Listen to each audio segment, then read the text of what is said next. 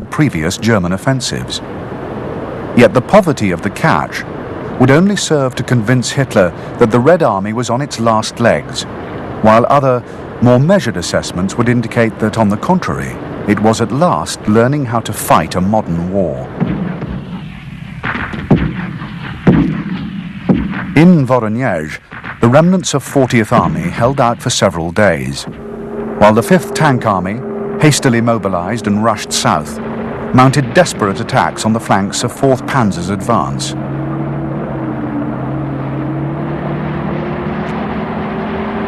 Though doomed to failure, the battle for Voronezh, by embroiling 4th Panzer's spearheads in a contest for the city, gained vital time for Timoshenko, enabling the battered armies of the southwest front to be pulled back to the line of the Don, and for the first reserve armies to be fed into the battle. In the south, the fighting for Rostov and the Don crossings was, if anything, even more intense. Aware of the disasters that had befallen Timoshenko, and fearing that his own southern front would be enveloped from the north, Malinovsky had fallen back, fighting a determined and skillful rearguard, while the core of his 5 armies escaped to the south. Angered by these delays, and believing that the Soviet center had fallen apart, Hitler now made the first of a series of fundamental alterations to the plan. 4th Panzer was detached from 6th Army, along with 6th Army's own integral armored spearhead, and sent south to assist 1st Panzer force a crossing of the lower Don.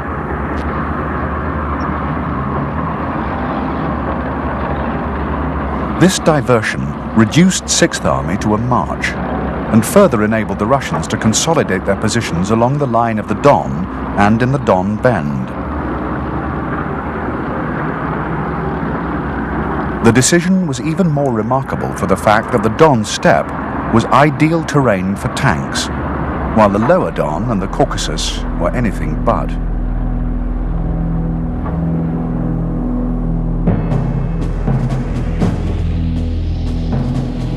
By now, both sides had reorganized their forces and reordered their priorities. The overwieldy German Army Group South had been replaced by 2 smaller army groups. Army Group A consisted of both Panzer armies and the 17th Army, while Army Group B consisted of the 2nd Army, the 6th Army minus its Panzer arm, the Hungarian 2nd Army, and the Italian 8th Army.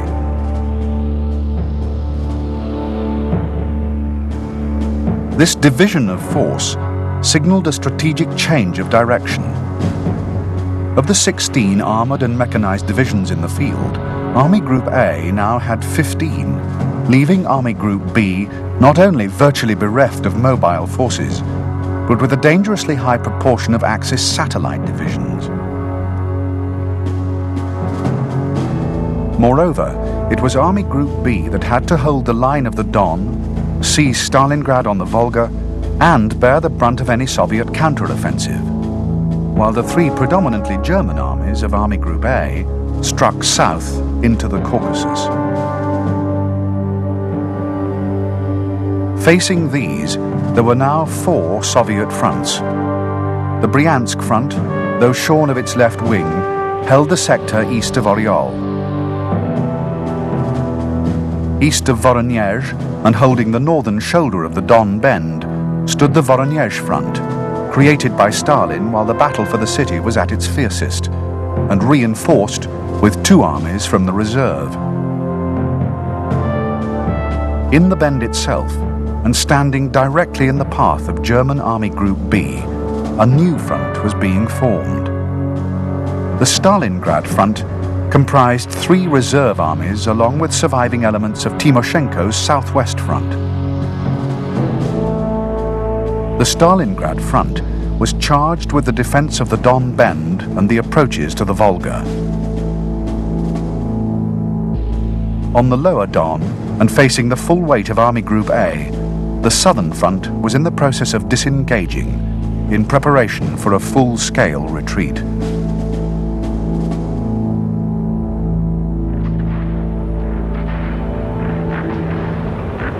When 4th Panzer reached the Don east of Rostov, the battle for the city was entering its final stages.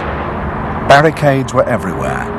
The Don bridges were wired for demolition, and Soviet rearguards manned fire points on every street corner. This, like the fighting on the Upper Don and in the Donetsk corridor, was quite different from anything the Germans had previously encountered in their drive through Russia. This was a fighting retreat, cleverly organized and conducted with skill and determination.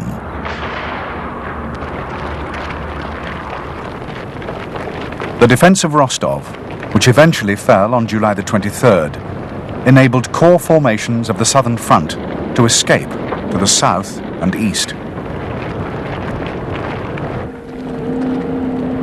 With the Don crossings secured and the eastward march of 6th Army now flagging in the stifling heat of high summer, Hitler again altered his dispositions, detaching 2 armoured and 3 mechanized divisions from 4th Panzer to assist Paulus in the Don Bend, and then ordering the infantry rump of 4th Panzer with its single remaining armoured division to turn northeast and attack across the Don steppe towards the Volga.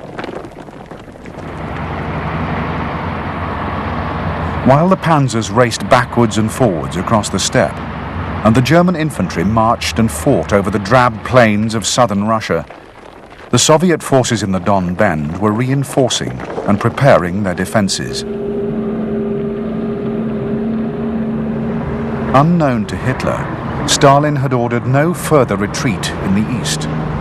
The Red Army was to stand and fight.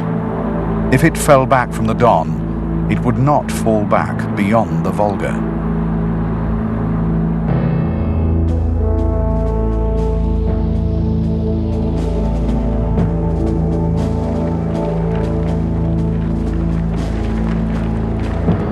In late July, 6th Army resumed its offensive in the Don Bend. Armoured spearheads were driven into the flanks of the Soviet front, while the infantry maintained steady pressure in the centre. In the northern sector, the attacks made good progress. Armoured and mechanized forces broke through the Russian defences and began cutting their way southeast towards Kalach. On the lower Don, 6th Army's southern pincer smashed into the junction of the 62nd and 64th Armies. The fighting in the Don Bend persisted through the first 3 weeks of August. While 6th Army hacked its way east, 4th Panzer advanced steadily northwards, rolling back the front into the isthmus between the Don and the Volga.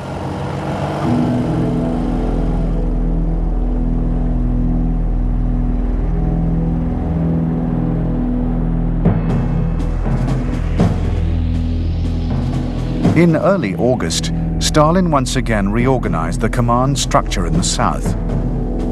The Stalingrad front was reduced from 6 to 4 armies, though 2 of these, the 38th and 28th, were reinforced from the Armoured Reserve and redesignated as tank armies. The newly created Southeast Front also consisted of 4 armies. But while the Stalingrad front ran for most of its length along the northern flank of 6th Army's offensive, the armies of the Southeast Front lay directly in the path not only of 6th Army, but of the 4th Panzer Army.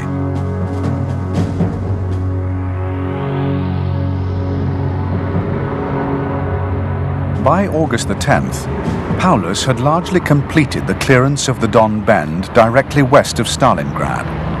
But in the northern sector, the Russians still held a number of important positions on the west bank. These proved almost impossible to pinch out and served to further delay Paulus's advance east. For Hitler, the drive to the Volga was taking far longer than he had originally anticipated and was becoming a cause for serious concern amongst the German High Command.